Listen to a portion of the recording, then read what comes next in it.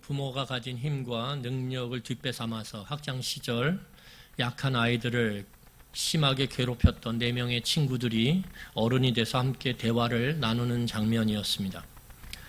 저는 그 장면을 보면서 깜짝 놀랐습니다. 왜냐하면 같은 공간에서, 한 공간에서 그 친구들이 서로 대화를 나누는데 그들은 상대방의 말을 듣지 않은 채 자신의 말만 내뱉을 뿐이었기 때문입니다. 그들은 전혀 그 상대방에 대한 관심을 보이지 않았습니다. 단지 자기가 묻고 싶은 말, 하고 싶은 말만을 계속 내뱉는데 놀랍게도 한 사람이 말을 하면 그것과 전혀 상관없는 또 한 사람이 자기의 말을 하기 시작하고 또 한 사람이 또 다른 자기의 말을 하기 시작하는데 그 안에는 서로 듣지 않는 귀를 막은 사람들만 있을 뿐 말을 토해내는 모습들이 보였습니다. 야, 저렇게도 대화할 수 있구나. 저는 그 장면에 나오는 그 사람들을 보면서 뭘 느꼈냐면 와, 각자 자기중심성이 어마어마하게 크구나.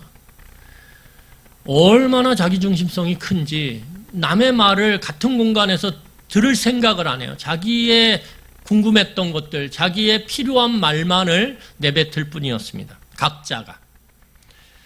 제가 그걸 보면서 야, 저 겉으로는 친구처럼 보이지만 속으로는 절대 저 사람들은 친구가 아니다라는 것을 알게 됐습니다. 왜냐하면 그들은 서로 자기의 욕망 때문에 서로를 필요했을 뿐이기 때문입니다. 저 사람이 내 욕망에 필요하기 때문에, 내 욕망을 채우는데 필요하기 때문에 그냥 만나고 그렇게 지내왔을 뿐이지 그 상대방에 대한 깊은 관심, 상대방에 대한 깊은 알에 대한 간절함 이런 것들은 찾아볼래야 찾아볼 수가 없었기 때문입니다. 그걸 우리는 거짓 관계라고 이야기하죠. 여러분, 우리는 일상생활 속에서도 가족 간에서도 또한 주변에 가까운 사람들과의 관계 속에서도 우리는 얼마든지 거짓 관계를 맺을 수 있어요.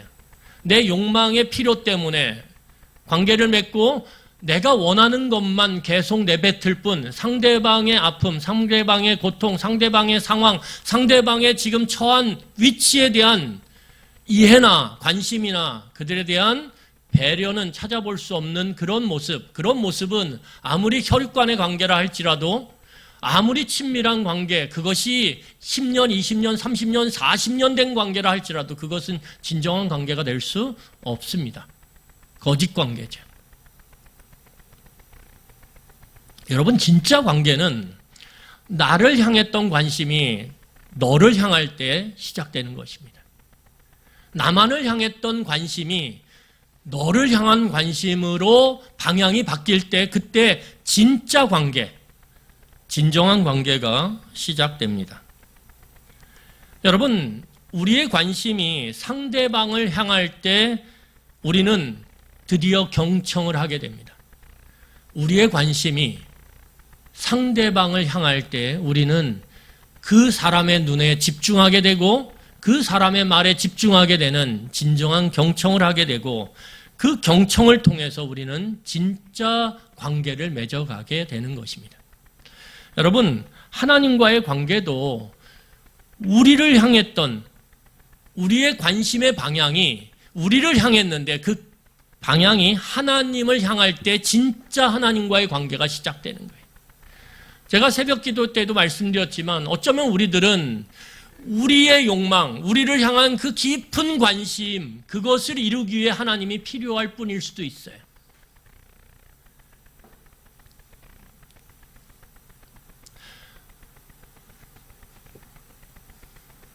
어쩌면 우리가 우리의 관심, 우리의 욕망을 우리는 신앙할 수도 있어요.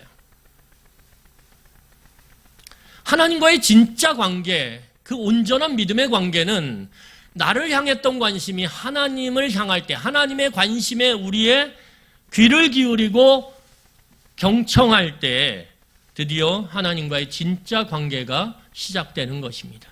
오늘 성경은 그 이야기를 우리에게 들려주고 있습니다. 하나님과의 진짜 관계가 뭔지, 그리고 그 진짜 관계가 얼마나 중요한지를 우리에게 오늘 이야기하고 있습니다. 여러분, 이스라엘 백성들이, 특별히 유다 백성들이죠. 이 유다 백성들이 이제 자기의 삶의 터전으로 돌아갔어요. 왜냐하면 52일 동안 성벽 공사에 매달렸던 그들이 드디어 성벽 공사가 마무리된 후에 자신의 삶의 터전으로 돌아갔습니다. 그 도시에 있던 가족들은 자신의 가정의 가장 그리고 그 아들들이 돌아오기를 너무 간절히 고대하고 있었어요. 왜냐하면 너무 경제적으로 어려웠거든요. 그 2달 동안 경제 생활을 책임지지 못했던 그 가장 그리고 그 남자 자식들을 통해서 얻어야 될 경제적 유익이 오지 않았거든요. 그래서 그들은 간절히 돌아오기를 바랬습니다. 그리고 이제 그 특별한 상황, 비상한 상황, 성벽 공사의 상황이 마무리됐기 때문에 일상으로 돌아가는 것이 당연한 듯 보입니다. 우리는 여기서 이야기의 맞춤표가 딱 찍혀도 괜찮다, 참 아름답게 이 이야기가 끝났구나라고 충분히 받아들일 수 있는 상황입니다. 하지만 오늘 성경의 이야기는 여기서 끝나지 않고 다시 이어가고 있습니다. 여러분, 오늘 8장 1절을 보면 이스라엘 자손은 특별한 요청을 선생 에스라에게 하고 있습니다. 오늘 8장 1절을 제가 읽겠습니다. 이스라엘 자손이 자기들의 성읍에 거주하였더니 7째 달에 이르러 모든 백성이 일제히 수문 앞 광장에 모여 학사 에스라에게 여호와께서 이스라엘에게 명령하신 모세의 율법책을 가져오기를 청하매. 오늘 그 가정으로 돌아가서 각 삶의 터전으로 돌아가서 이제 경제 생활을 열심히 함으로 가족을 부양해야 되는 책임을 감당해야 될 그 사람들이 다시 이 예루살렘 성벽 안으로 모여들었고, 그리고 오늘 그들이 모여들면서 무엇을 요청했냐 하면 학사 에스라에게 율법책을 가져와 달라고 오늘 요청하고 있어요. 여러분, 좀 특이하지 않습니까? 뭔가 끝났으면, 그 헌신의 기간이 끝났으면 빨리 내 삶의 공간으로 돌아가서 내 삶을 돌봐야 되는 것이 수순일 텐데, 오늘 그 수순이 다시 거꾸로 뒤집어져서 그들은 다시 그 예루살렘 성벽 안으로 모여들고 있어요. 성벽 안으로 모여들었다라는 것은 무엇을 말하냐 하면 일상의 삶이 다시 멈추었다라는 것입니다. 빨리 재개돼야 될 일상의 삶이 멈추고 다시 무언가 성벽 안에서 이루어지는 일들 가운데 그들이 집중하기 시작했다라는 것입니다. 여러분, 왜 이 사람들이 수문 앞 광장에 모였을까요? 이스라엘 백성들이 처음 건축한 성전이 어디냐면 솔로몬 성전입니다. 근데 이 솔로몬 성전이 바벨론의 느부갓네살 왕에 의해서 다 파괴되었어요. 그리고 나서 그들이 70년 만에 다시 돌아와서 지은 2번째 성전이 뭐냐면 스룹바벨 성전이에요. 그런데 이 첫 번째 성전이었던 솔로몬 성전은 크고 웅장했습니다. 하지만 이 2번째 지은 스룹바벨 성전은 포로로 끌려갔다 돌아온 그 보잘것없는 그 연약한 사람들이 지은 성전이기 때문에 아주 작고 초라했습니다. 그래서 이 성전들이 작았어요. 원래 이스라엘 백성들이 성전에 모여서 예배를 드릴 땐 성전 뜰에 모여서 예배를 드리는데 그게 너무 작았어요. 그래서 이 스룹바벨 성전 뜰에서 예배를 드릴 수 없기 때문에 그들이 결국 모인 곳이 어디냐면 넓게 펼쳐져 있는 수문, 물문이죠. 워러게이트. 수문이라고 하는 이 물문이 있는데 이 문의 이름이에요. 성벽들의 문들이 있지 않습니까? 그 문의 이름 하나가 수문이에요. 그런데 이 수문 앞에 큰 광장에 오늘 모인 것입니다. 그러면 여기서 우리는 질문을 던져야 돼요. 왜 모였을까? 그렇게 2달 동안 죽어라고 헌신했으면 이제 일상으로 돌아가서 열심히 가정을 위해서 내 자식 철을 위해서 애써야 될 텐데 왜 그들은 다시 이 수문 앞 광장에 모여서 지금 그 에스라에게 율법책을 가져와 달라고 요청했을까? 여러분, 우리는 이 특이한 상황에 대해서 질문을 던져야 돼요. 여러분, 이스라엘 백성들은 알고 있었어요. 뭘 알고 있었냐면 이 예루살렘 성벽이 재건되는 게 불가능한 일이다. 왜냐하면 150년 동안이나 그 성벽은 무너진 채 그대로 그 자리에 있었거든요. 150년이 그대로 그 자리에 무너진 채 있었어요. 그것은 일상이고 그것은 변하지 않는 삶의 현실이라는 거예요.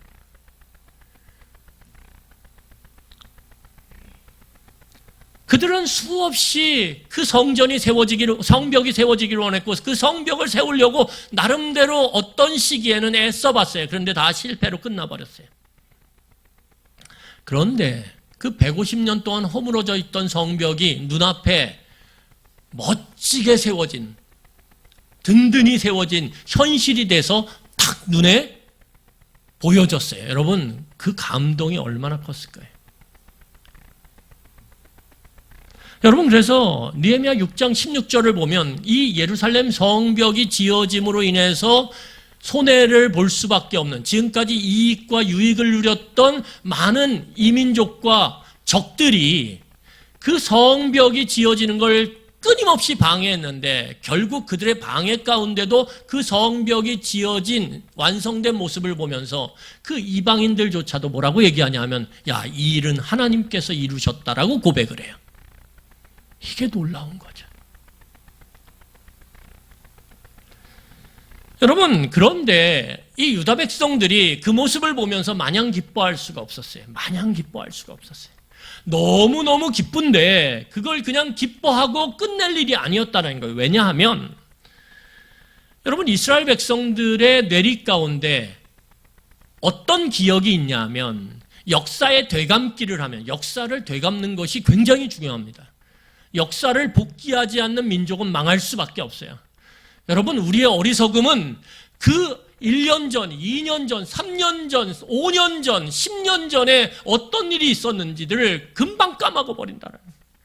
도대체 지금 저 사람이 그 3년 전에, 5년 전에 어떤 말을 내뱉었는지, 지금과 전혀 다른 반대의 말을 내뱉었음에도 불구하고 우리는 그것을 망각해요. 왜요? 기억에 한계가 있기 때문에.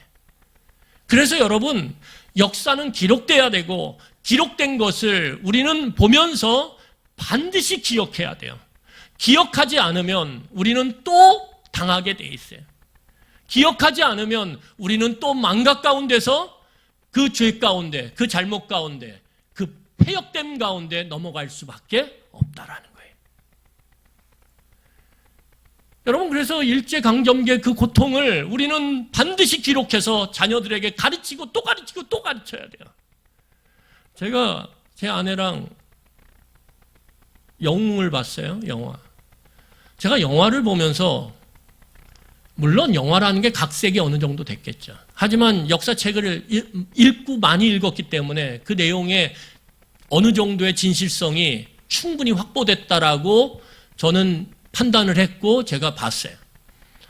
제 아내랑 그 영화를 보는데 제가 옆에서 영화를 지금까지 수없이 봤지만 제가 그렇게 오열을 하면서 정말로 제가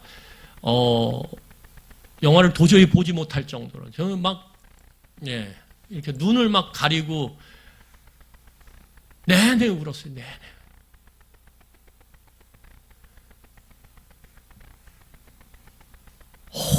얼마나 나라를 잃고 비참함 가운데서 살아가는지, 그 나라를 지켜내고 독립하기 위해서 수많은 사람들이 얼마나 피를 흘리며 그렇게 희생했는지. 그런데 그 역사를 기록하고 그것을 공부하고 다시 복귀하지 않으면 여러분, 우리는 똑같은 역사를 반복할 수밖에 없어요. 비참한 역사를.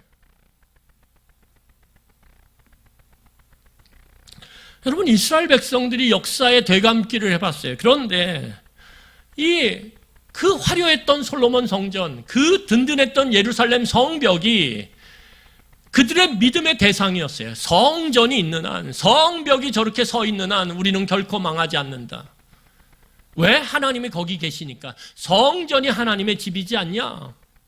그 집을 지키기 위한 성벽을 하나님께서 지키지 않겠느냐?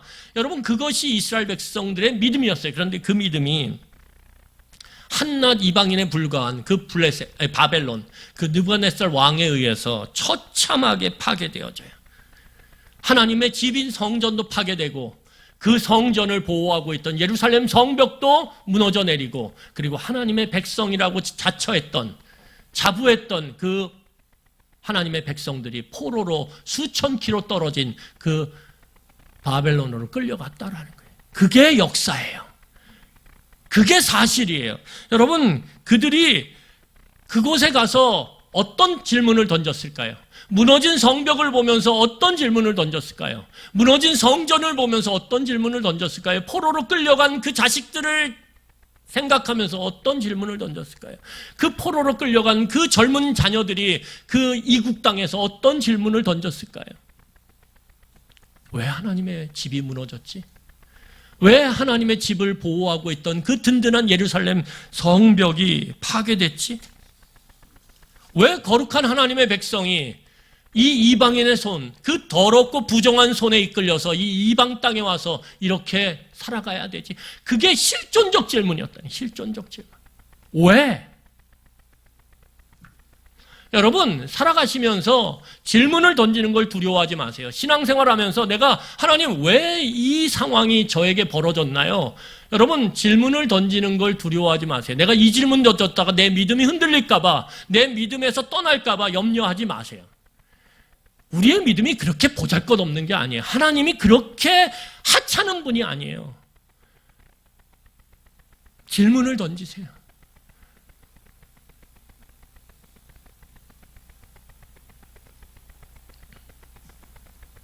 궁금하면 던지셔야 돼요.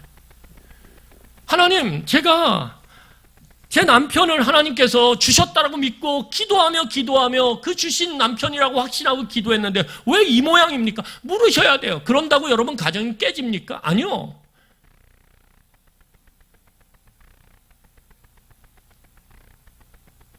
물으셔야 돼요. 질문을 던질 때 그 질문 가운데 드디어 답이 나오기 시작하는 거예요.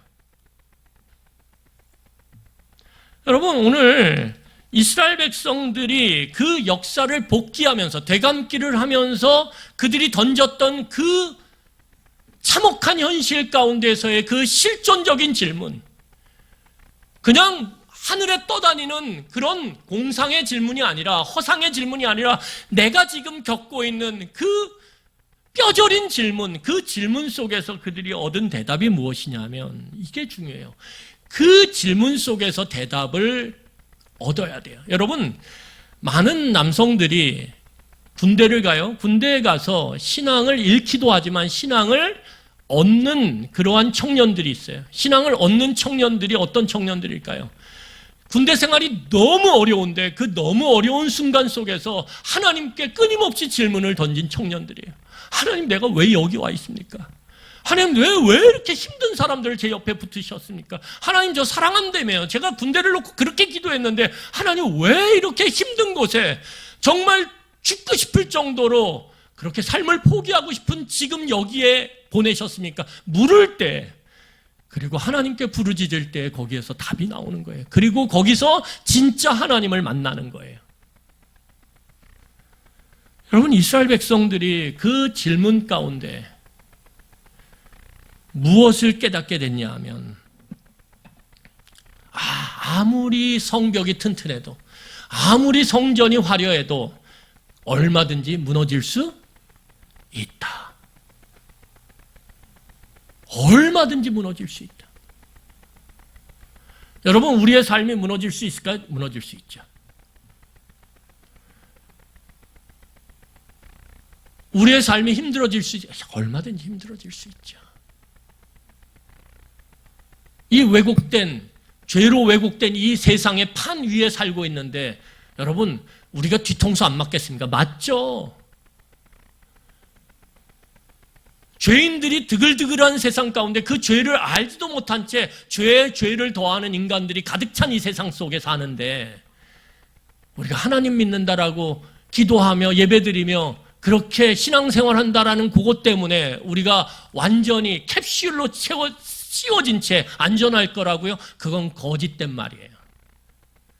이 판 속에 살아가면서 우리도 같이 흔들리고 같이 넘어지려고 그러고 같이 두렵고 그런 거예요. 이스라엘 백성들이 엄청나게 실패할 수 있구나.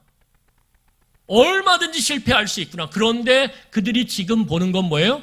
상상할 수도 없었던 놀라운 회복의 모습이라는 거예요.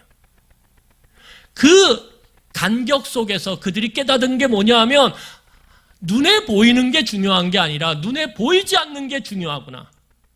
눈으로 드러나는 것들은 언제든지 판이 바뀌면, 판이 흔들리면 무너지고 쓰러질 수 있는데, 그런데 결코 무너지거나 쓰러지면 안 되는 게 있구나. 눈에 보이지 않는 것. 그게 무엇이냐면 하나님과의 관계였다라는 거예요. 하나님과의 관계가 분명하면 눈에 보이는 것이 무너져도 견딜 수 있고, 그 무너진 것이 그 견딤 가운데서, 인내함 가운데서 다시 세워지는 걸 보고 있다라는 거예요. 그들이 하나님과의 관계가 온전하면 견뎌낼 수 있다라는 거예요. 그 사실을 그들이 본 거예요. 아, 무너졌는데, 그 무너진 것 때문에 너무 힘들었는데, 야, 다시 세워지네. 그 세워짐의 이유를 따라갔더니 거기에 누가 있어요? 하나님 앞에서 믿음을 갖고 헌신했던 느헤미야가 있었다라는 거예요. 하나님과 온전한 관계 속에 헌신했던 한 사람의 그 헌신이 이 엄청난 일들을 만들어냈다라는 거예요. 그 속에서 그들이 깨달은 게, 아, 하나님과의 관계가 중요한 거구나. 여러분 꼭 깨달으십시오. 저와 여러분들이 반드시 기억해야 되는 건, 눈에 보이는 건 무너질 수 있고 없어질 수 있고 사라질 수 있어요. 그런데 하나님과의 관계가 온전하면 우리는 견뎌낼 수 있고 인내할 수 있고 다시 세울 수 있어요. 여러분, 하나님을 믿는다라는 것은 하나님과 진짜 관계를 맺는다라는 거예요. 그래서 믿음의 크기, 믿음의 깊이는 하나님과의 관계의 깊이, 관계의 크기와 비례해요. 그러면 하나님과 관계의 크기, 관계의 깊이가 커지려면, 그래서 우리의 믿음이 커져서 현실의 그 요동침 가운데 우리가 믿음을 갖고, 진짜 믿음을 갖고 견뎌내므로 그것을 이겨내려면 우리는 하나님을 알아가야 돼요. 하나님에게 관심의 방향이 바뀌어야 돼요. 하나님이 도대체 어떤 분인지, 하나님이 무엇을 원하시는지, 하나님의 뜻은 무엇인지를 알기를 원하는 방향으로 바뀌어야지만 하나님을 우리는 바르게 알고 하나님과의 진짜 관계가 시작되는 거예요. 하나님을 알아가는 데 있어서 중요한 것이 무엇입니까? 성경에 기록된 말씀을 통해서 하나님을 아는 것이고, 그 말씀을 귀를 기울여 경청하는 것이에요. 그러니까 말씀을 경청하는 건 종교 생활이 아니에요. 하나님의 말씀을 듣고 경청하고 보고 경청하는 것은 우리의 하나님과의 바른 관계, 진짜 관계를 세워가는 가장 중요한 것 중에 하나라는 거예요. 여러분, 오늘 2절을 보면 학사 에스라가 이스라엘 백성들의 요청에 즉각적으로 반응합니다. 제가 이 부분을 보면서 참 마음에 든 게 뭐냐 하면, 아, 제가 이런 목회자가 됐으면 좋겠다. 성도들이 언제든 원하면 말씀을 해주세요. 그러면 제가 언제든지 탁 준비된 상태에서 딱 가는 그런 목회자가 됐으면 좋겠다. 그런 생각을 제가 이 본문을 보면서 했어요. 요청을 했는데, 어떻게, 왜 요청했을까? 이렇게 두렵고 떠는 목회자가 아니라, 그래요? 네, 오늘 에스라의 모습이 그거예요. 기다렸다라는 듯이 그는 행동하기 시작해요. 오늘 성경을 보면 이제 이스라엘 백성들이 새벽부터 모여요. 그리고 정오까지 이제 말씀을 귀 기울여 듣기 시작하는데, 오늘 그 과정 속에서 에스라가 취한 조치가 있어요. 이게 중요한 거예요. 에스라는 정말 좋은 목회자예요. 좋은 선생이에요. 오늘 성경을 보면 첫 번째, 이 에스라가 취했던 조치가 뭐냐 하면 나무강단을 세우는 거예요. 나무강단. 오늘 성경을 보면 나무강단을 세우죠. 그러면 왜 에스라가 이 숨은 그 광장에다가 왜 나무강단을 세웠을까? 여러분, 사람들이 많이 모였어요. 그러면 그 사람들에게 같은 높이에서 말을 하면 어떤 일이 생기냐 하면 앞에 있는 사람들이 그 말을 다 흡수해버려요. 아무리 에스라가 크게 말해도 그 크게 소리쳐진 그 말을 어떻게 해요? 그 율법책을 읽는 소리를 다 흡수해버린다는 거예요. 그래서 이 에스라가 나무강단을 높이 세워요. 그래서 어떻게 합니까? 높이가 달라지죠. 그 높이가 달라진 높은 위치에서 말을 뱉으면 그 말이 어떻게 되냐 하면 모든 사람들에게 들려질 수 있죠. 오늘 그래서 나무강단을 세워요. 그리고 오늘 성경을 보면 그 나무강단 위에다가 양쪽에 사람들을 쫙 세워요. 오른쪽에 6명의 사람을 세워요. 왼쪽에 7명의 사람을 세워요. 그래서 나무강단 위에 몇 사람이 쓰냐면 14명의 사람이 씁니다.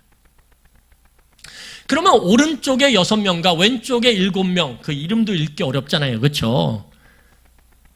도대체 이 사람들은 뭐냐 이거죠. 여러분, 에스라가 아무리 소리를 크게 질러도 그 수문학 광장에 모여든 그 수많은 이스라엘 백성들이 들을 수 있을까요? 아니요. 들을 수가 없어요. 높이 세워서 모든 사람이 들려질 수 있도록 그렇게 고도 차이를 만들었긴 했지만 소리가 작아요. 그래서 오늘 이 에스라가 취한 조치가 무엇이냐 하면 양옆에 13명의 사람들을 세워놓고 그들로 하여금 오늘 뭘 하게 했을까요? 에스라가 읽는 율법책의 그 소리를 듣고 그들이 함께 동시에 외치도록 하는 거죠. 여호와께서 그러면 어떻게 하는 겁니까? 양옆에 서 있는 13명의 그 사람들이 동시에 우렁차게 같이 외치는 거예요. 여호와께서. 인간 스피커죠. 인간 스피커. 여러분, 에스라의 관심은 어디에 있냐면 하나님의 말씀이 이 모여든 사람들에게 정확하게 들려지는 것, 거기에 관심이 있는 거예요. 에스라의 마음이 뭐냐면 하나님의 말씀이 들려지기만 하면 소망이 있다. 하나님의 말씀이 정확하게 들려지면 하나님과의 진짜 관계가 시작된다. 그러니까 이 에스라는 그 급하고 긴박한 상황 가운데서도 말씀이 정확하게 모여든 사람들에게 들려지도록 이 2개의 조치를 취한다라는 거예요.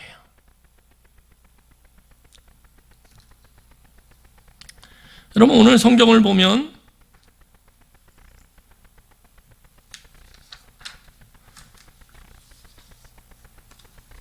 오늘 또 다른 조치를 취하고 있는데 그것이 7절에 나옵니다. 우리 7절을 함께 보도록 하겠습니다. 제가 7절 말씀을 읽겠습니다. 7절 한번 보세요. 예수아와 바니와 세레바와 야민과 악굽과 사부대와 호디야와 마아세야와 그리다와 아사랴와 요사박과 하난과 블라야와 레위 사람들은 여러분 성경 갖고 있으면 밑줄 치세요. 백성이 제자리에 서 있는 동안에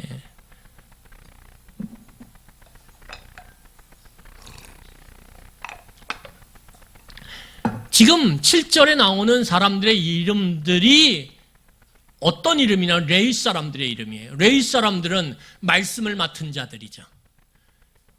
이 말씀을 맡아서 가르치는 이 사람들이 백성들 가운데 있었다라는 거예요. 수많은 백성들 사이에 보석처럼 박혀 있었다라는 거예요. 그들이 박혀서 뭘 했냐면 오늘 성경을 보니까 그들에게, 이스라엘 백성들에게 율법을 어떻게 해요? 깨닫게 했다라는 거예요. 여러분, 오늘 에스라가 취한 2번째 조치가 뭐냐 하면 백성들 사이사이마다 이 보석 같은 레위 사람들을 박아놓았다라는 거예요. 이 보석 같은 사람들이 그 백성들 사이사이에 박혀서 오늘 뭘 하고 있냐 하면 그 강단 높은 곳에서 우렁차게 들려지는 하나님의 말씀을 오늘 성경을 보니까 뭐라 그래요? 오늘 성경 8절을 보세요. 8절 같이 읽겠습니다. 우리 8절 같이 읽겠습니다. 8절 말씀 같이 읽겠습니다. 시작. 해석하여 백성에게 그 낭독한 것을 다 깨닫게 하니. 여러분, 오늘 성경을 보면 그 높은 강단에서 우렁찬 소리로 하나님의 말씀이 낭독될 때, 선포될 때 그 뜻을 해석해서 백성들 사이에 있는 그 레위 사람들이 그 뜻을 해석해서 어떻게 하는 겁니까? 그 사이사이에서 그 의미가 무엇인지를 오늘 깨닫게 하는 거예요. 여러분, 쉽게 말하면 이 사람들은 말을 통역하고 해석하는 거예요. 이 율법책은 히브리어로 기록되어 있습니다. 이 에스라가 강단 위에서 읽었던 율법책은 히브리어로 기록된 거예요. 그런데 이 포로에서 돌아왔던 사람들이 사용했던 언어는 아람어예요. 예수님 당시에 썼던 언어도 아람어예요. 그런데 성경은 히브리어로 기록되어 있어요. 그러니까 히브리어로 기록된 그 말씀을 에스라가 읽을 때 들리기는 너무 잘 들려요. 막 귀에 아주 소리를 막 이렇게 박는 것 같아요. 막 땅땅땅 때리는 것 같아요. 너무 잘 들리는데 문제는 뭐냐 하면 뭔 말인지를 모르겠어요. 히브리어가 너무 낯설거든요. 생경하거든요. 아람어를 쓰던 이 사람들에게는 너무 낯선 언어거든요. 그러니까 그 히브리어로 낭독되는 그 말이 어떤 말인지 이 레위 사람들이 어떻게 해요? 아람어로 통역을 하는 거죠. 그리고 아람어로 통역하면서 그 의미가 무엇인지를 해석해 준 거예요.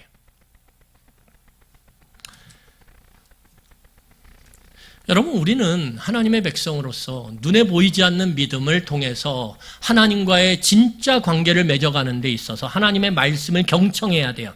그런데 그 하나님의 말씀을 경청하는 데 있어서 우리가 우선순위를 둬야 되는 것은 무엇이냐면 하나님의 말씀을 정확하게 들을 수 있어야 돼요. 여러분, 목사님, 제가 차를 운전하면서 가면서 말씀을 듣고 성경 그 통독을 할 때 오디오 성경들이 있잖아요. 요새는 앱에. 그거 듣는데, 그거라도 들으면 너무 귀하죠. 들으셔야죠. 그렇지만 여러분들이 말씀에 집중할 수 있는, 오로지 말씀만 들을 수 있는 시간을 10분이든 5분이든 정하셔야 돼요. 그래서 조금씩이라도 하나님의 말씀을 집중해서 정확하게 들으셔야 돼요. 여러분들이 말씀을 정확하게 듣는 것들을 방해하는 요소들을 제거하셔야 돼요. 그리고 어떻게 해요? 홀로 하나님의 말씀을 듣는 시간을 반드시 가지셔야 돼요. 여러분들과 하나님과의 관계가 진짜 관계가 되려면.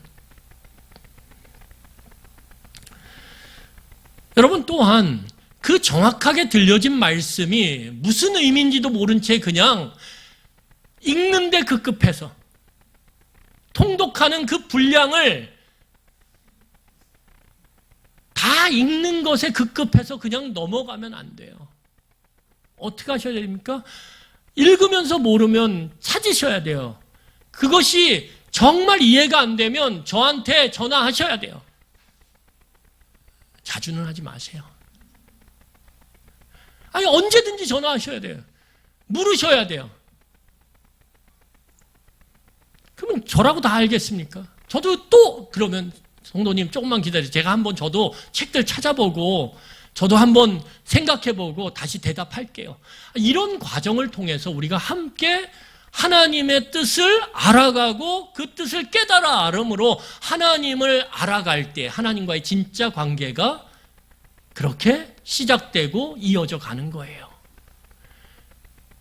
그래서 정확하게 하나님의 말씀을 들으셔야 됩니다. 그리고 그것이 무슨 의미인지 확실하게 분명하게 알아가려고 애쓰셔야 돼요. 이것이 되지 않으면, 이 경청이 되지 않으면 하나님과의 관계는 우리는 결국 내 관심, 내 욕망, 내 원함을 하나님께 그냥 요구하는, 물론 그것이 전혀 아니에요. 그 필요해요. 그렇지만 여러분, 그것만이 된다면 그것은 진짜 관계일 수 없다라는 거예요.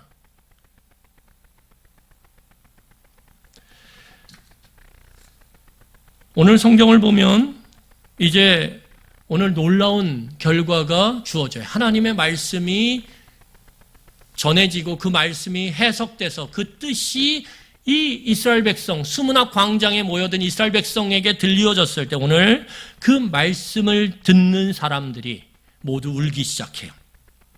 여러분, 신앙생활을 하면서 우는 게 뭔가 신앙이 고양되거나 신앙이 성장했다라고 반드시 이야기할 수 있는 증거는 되지 않아요. 왜냐하면 사람들의 감정은요, 다 다르기 때문에. 어떤 사람은 엄마 해도 울어요.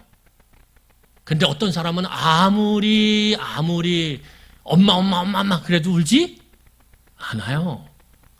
어떤 사람은 조금만 슬픈 드라마나 영화 보면 펑펑 울어요. 그런데 어떤 사람은 전혀 울지 않아요. 아유, 시시해. 이럴 수 있어요. 사람의 감정의 그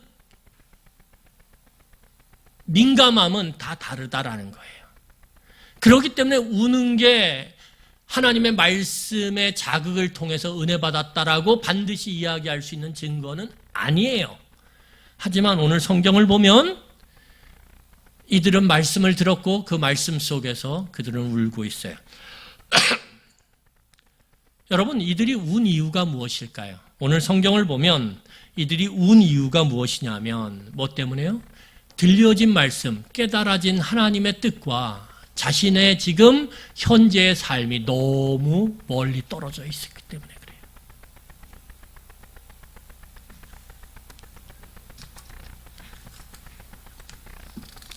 하나님의 뜻과 자신들의 삶의 현실이 너무 거리가 멀어요. 그 차이가 너무 커요. 거기서 그들이 갖게 된 마음이 뭐냐면 절망의 마음이에요. 절망의 마음.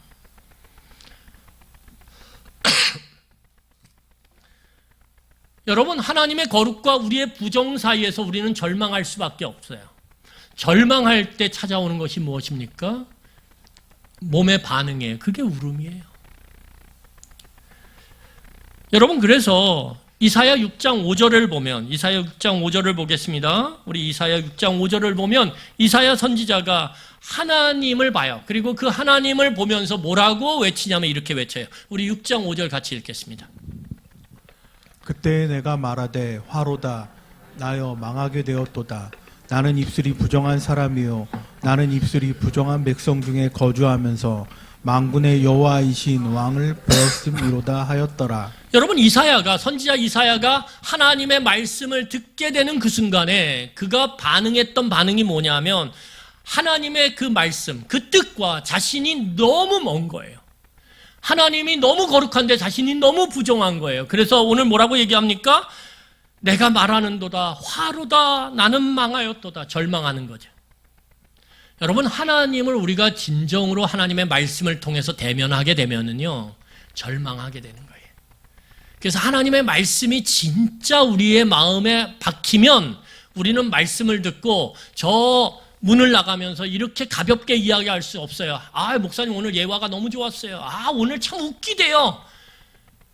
아, 목사님 오늘 어떻게 그런 아주 그 놀라운 정보를 어디서 얻으셨어요? 아, 목사님 오늘 제가 아주 오늘 힘없고 갑니다. 이렇게 가볍게 얘기할 수 없다라는 거예요. 그건 가짜예요. 하나님의 말씀이 진짜 우리의 마음에 꽂히면 우리는 그 말씀 앞에서 절망할 수밖에 없어요. 어떡하지? 어떡하지? 내 삶은 말씀이랑 너무 먼데 말씀을 전혀 열어보지도 않는데 그 말씀의 뜻을 깨달으려고 애쓰지도 않는데 어떡하지? 어떡하지? 여러분, 그런 절망스러운 자신의 현재의 삶의 모습이 오늘 말씀 앞에서 보여줘야 돼요. 그래서 절망하셔야 돼요. 좌절하셔야 돼요. 말씀 앞에서.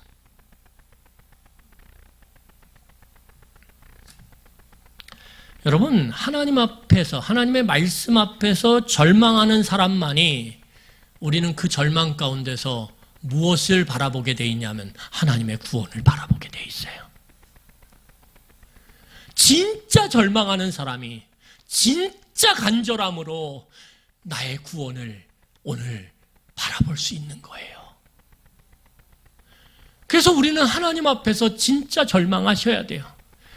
내가 이렇게 죄인이구나.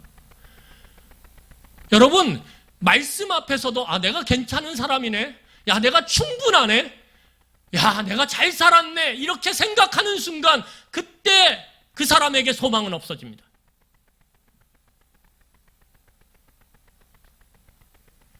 오늘 내 존재와 내 존재를 구성하는 그 어떤 것, 그것이 재산이든 학력이든 그 관계든 상관없어요. 나의 존재를 구성하는 그 구성품들이 어떤 것이든 하나님과의 사이에서 우리가 절망하지 않으면 우리에게는 더 이상 소망은 없어요. 왜요? 절망할 때 하나님을 찾게 되거든요. 절망할 때만이 하나님을 찾을 수 있는 거예요. 왜? 내가 품고 있는 그 나의 구성품들, 나의 존재를 높인다라고 생각하는 그 구성품들이 내 인생의 절망 앞에서 아무짝에도 쓸모가 없거든요. 명품 백이요? 아무짝에도 쓸모가 없어요.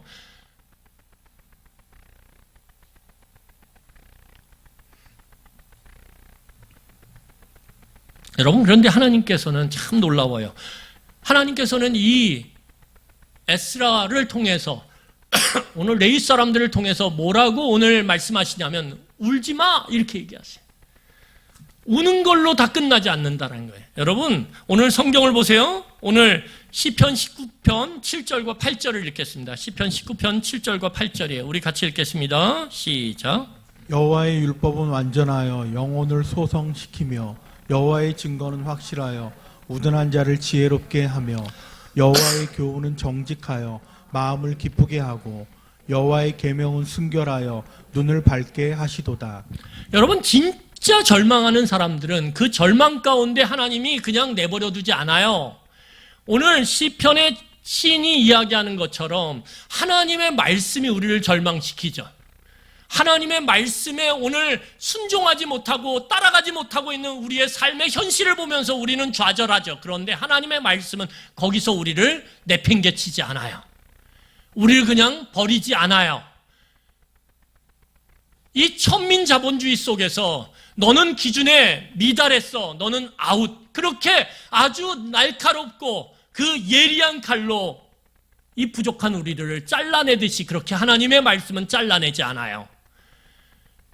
세상의 지식은 너무 날카롭고 예리해서 0.1점 차이로도 잘라내고 너는 나고야라고 그렇게 선언하고 우리를 좌절시키지만 하나님의 말씀은 기준에 이르지 못한 그 말씀에 온전치 못한 절망하는 우리들에게도 하나님은 우리를 결코 잘라내지 않는다라는 거예요. 놀랍게도 그 말씀이 우리를 좌절시키고 절망시키지만 그 말씀을 통해서 우리 안에 계신 성령께서 우리를 다시 일으키신다라는 거예요. 여러분, 그래서 오늘 성경이 이야기하는 게 무엇입니까? 하나님의 말씀은 우리를 절망시키고 좌절시키지만 거기에서 멈추지 않고 그 말씀을 붙잡고 하나님 어떻게 하냐고, 주여 어떻게 하냐고, 우리가 그렇게 하나님께 은혜를 구할 때 그 말씀이 내 안에 들어간 나를 절망시켰던 말씀이 우리를 다시 소생시키고 우리를 지혜롭게 하며 우리의 마음을 기쁘게 한다라는 거예요. 이게 하나님의 은혜고 하나님의 모습이에요. 여러분, 하나님은 절망 가운데서 우리와 함께 하십니다. 하나님과 하나님의 말씀은 그 절망 가운데 우리를 위로하세요. 하나님과 하나님의 말씀은 그 절망 가운데 우리를 구원해 내세요. 여러분들이 말씀을 붙잡으면